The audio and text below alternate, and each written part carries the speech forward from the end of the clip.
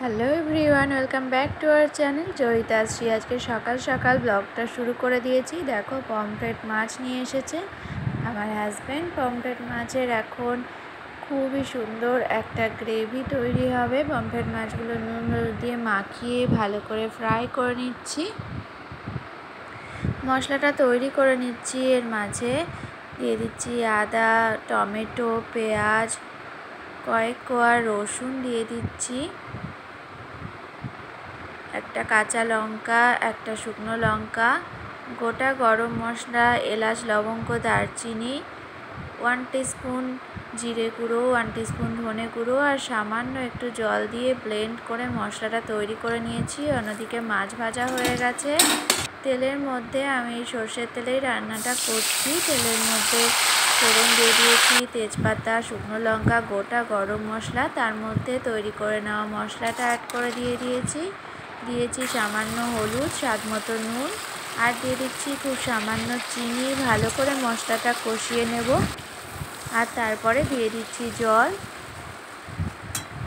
সামান্য একটু ফুটে ওঠার পরই মাছটা অ্যাড করে দিয়েছি। খুব বেশি জল কিন্তু আমরা অ্যাড করিনি। এরপর 3 থেকে 4 মিনিট ফোটার পর আমাদের মাছটা রেডি হয়ে গেছে। দেখো, দেখেই বুঝতে পারছো কতটা টেস্টি হয়েছে। খাওয়া দাওয়া করে শ্রীর বাবা এবার অফিসের দিকে রওনা হচ্ছে। আর শ্রীর মন খারাপের সময় শুরু হয়ে গেছে। এই যে বাবার কাছে এসে চুপটি করে দাঁড়িয়ে আছে। বাবাকে এখন টাটা করতে হবে। এই যে প্রত্যেক দিনই বাবা অফিস যাওয়ার সময় শ্রীর মনটা কিছুক্ষণের জন্য খারাপ হয়ে যায়, কেননা ওর সবথেকে প্রিয় খেলার সাথী হলো ওর বাবা। সমস্ত বায়না আবদারও বাবার কাছে। এবার শ্রী চলে যায় জানলায়। সিঁড়ির জানলায় দাঁড়িয়ে বাবাকে টাটা করে আসে। আজকের ওয়েদারটা বেশ মেঘলা হয়ে রয়েছে। মেঘলা হয়ে যাওয়ার কারণে গরমটাও পড়েছে অত্যাধিক। আর দেখো, আমাদের বাড়ির সামনের রাস্তাটা, চলো তোমাদেরকে এখন দেখিয়ে দিচ্ছি। এই যে বাড়ির সামনের রাস্তাটা।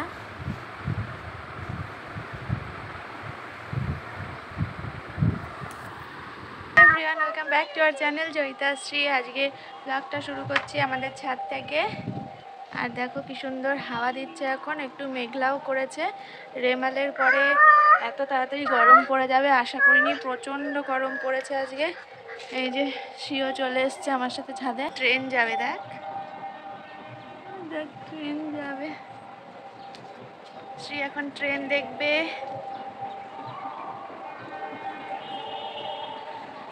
দেখেছিস, ওই যে ট্রেন যাচ্ছে।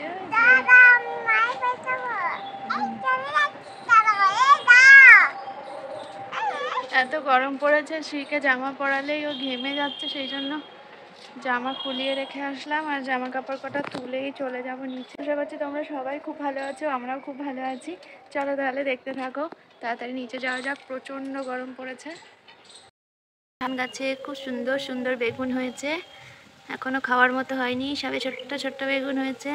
এখানে রয়েছে আমাদের অ্যালোভেরা গাছ, তার মধ্যে এখনো সিজন ফ্লাওয়ার ফুটেছে দুটো।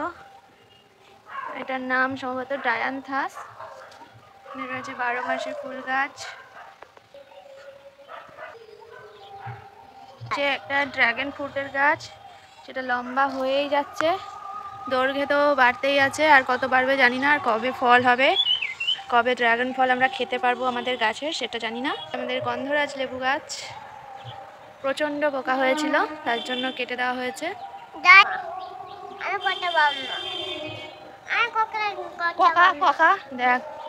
দাদু গাছে আমগুলো দেখায়, কত আম হয়েছে, ঝুমঝুম ঝুমঝুম করছে আম।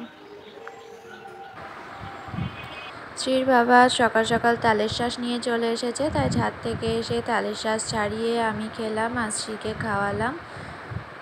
তালের শাঁস নিয়ে আসলে কাজটা বেড়েই যায়, তাল শাঁস ছাড়াতেও বেশ খানিকটা সময় লাগে। আর তারপরে শ্রীকে এই যে স্নান করাতে বসিয়ে দিয়েছি।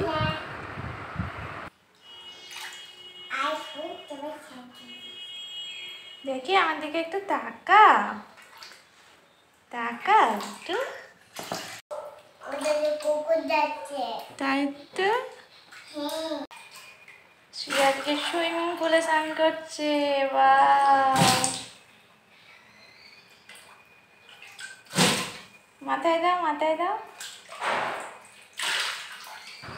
সংসার ছোট হোক কিংবা বড়, তাতে কাজের হিসাব কেউই রাখতে পারে না। দেখো, সকাল থেকে কাজ করেই যাচ্ছি, তবুও কাজের কোনো শেষ নেই। ছাদ থেকে তখন জামা কাপড় তুলে এনেছিলাম।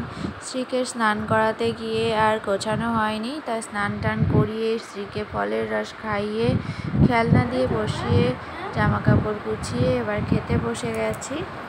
স্ত্রী এখন একা একাই হাত দিয়ে খেতে পারে, এটাই একটা বড় ব্যাপার আমার কাছে। শুধুমাত্র দুপুরবেলাটাই কিন্তু ও একা একা নিজে হাতে খায়, আর অন্যান্য সময় খাইয়ে দিই, কেননা এখনও অনেকটাই ছোট, তাই সবসময় ও নিজে হাতে খাক এটা আমিও চাই না। একটা বেলা খায়, তাতে করে ওর অভ্যাসটা ভালো থাকবে, আর বাকিটা সময় কিন্তু আমিই ওকে খাইয়ে দিই। যাই হোক, এই একটা বেলা যে খায় এতেও আমার অনেকটাই উপকার হয়।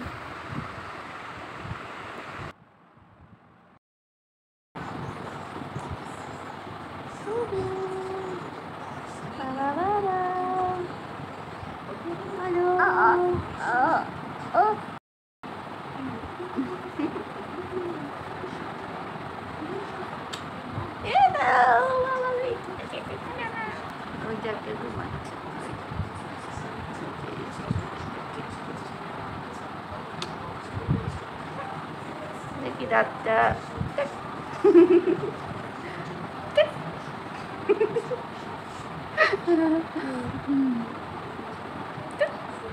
খগজের দাঁত, খগজের দাঁত।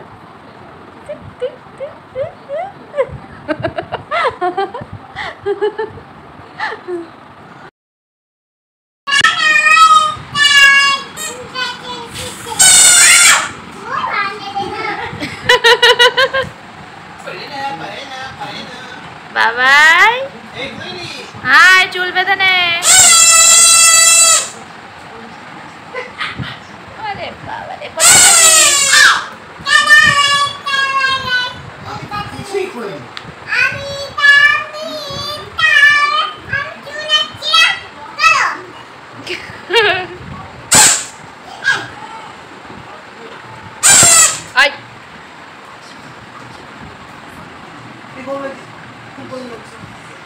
আয় বাবা, চুল এদিকে।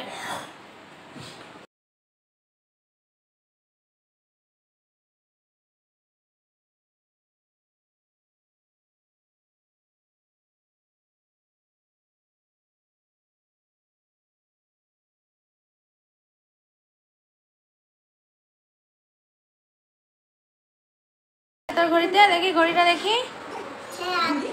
বাবা, 7:30 বাজে, বলছি 8:30। এনে চাবি নিয়ে যা। টাটা, তাড়াতাড়ি চলে এসো। হ্যাঁ হ্যাঁ, ভালো করে ধরে বসবা, ঠিক আছে?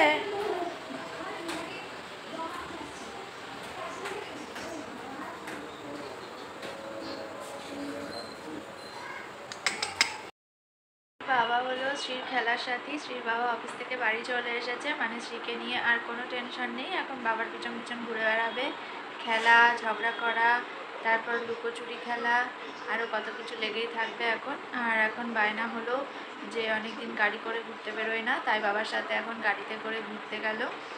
একদম সেজে গুজে রেডি হয়ে যেতে হবে। গরমের মধ্যে বললাম যে হালকা পাতলা জামা পরতে, সে আর কে শোনে। সাজগোজ করতে প্রচণ্ড ভালোবাসে, তাই জন্য পছন্দ মতো জামা পরে বেরোলো।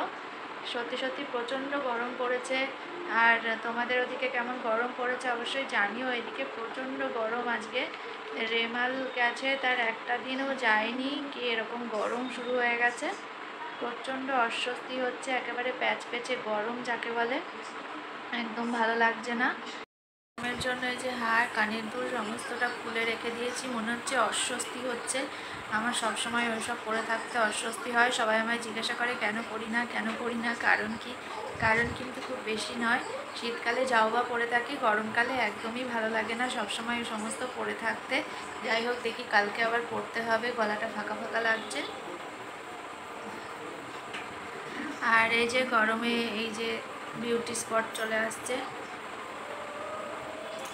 গরমের বিউটি টোনও বেরোচ্ছে একটা দুটো করে, এখানে একটা, এখানে একটা, এখানে একটা। গরমকাল মানে কত রকম সমস্যা, স্কিনের সমস্যা, চুলের সমস্যা হচ্ছে। গরমকাল মানে এত গরম একদম পছন্দ হয় না, হালকা গরম তাও মানিয়ে নেওয়া যায়, কিন্তু এত গরমে কিছুই ভালো লাগে না। চলো এখন রান্নাঘরে যাব, আর রান্নাঘরে যাওয়া মানেই এখন পুরো ঘেমে জল হয়ে যাব। আর রান্নাঘরে তো ফ্যান লাগানো হয় না, রান্নার সমস্যা হয় বলে। আগে টেবিল ফ্যান নিয়ে রান্না করতাম, কিন্তু এখন শ্রীর এত দুষ্টু হয়েছে, সবসময় ছুটোছুটি করে বেড়ায়, ওর ভয়ে কিন্তু টেবিল ফ্যানটাও আর লাগাতে পারি না, কখন গিয়ে হাত দিয়ে দেবে এই একটা ভয়। তাই প্রাকৃতিক হাওয়া যেটুকু আসে রান্নাঘরে সেটুকুই ভরসা। যদিও আজকে প্রচণ্ড গরম, কোনো হাওয়া বাতাসই মনে হয় পাবো না, গরমে একেবারে গলে ঘেমে বেরিয়ে চলে আসবো। যাই হোক, ভিডিওটা এখানেই শেষ করছি। ভালো লাগলে লাইক শেয়ার কমেন্ট অবশ্যই করো। যারা এখনও সাবস্ক্রাইব করনি প্লিজ তাড়াতাড়ি সাবস্ক্রাইব করে আমাদের পরিবারের একজন হয়ে ওঠো। আজকের মতো টাটা, সবাই খুব খুব ভালো থেকো, সুস্থ থেকো, সাবধানে থেকো, চলো বাই। বাবা ঠিক আছে, যাও তুমি হাত পা ধুয়ে নাও। হ্যাঁ দেখি তো কি আছে এতে। দিনের শেষে শ্রী নিয়ে আসলো সিঙ্গারা আর ডালপুরি, রাতের ডিনারটা কিন্তু একদম জমে গেছিলো। যাও তুমি হাত পা ধুয়ে আসো।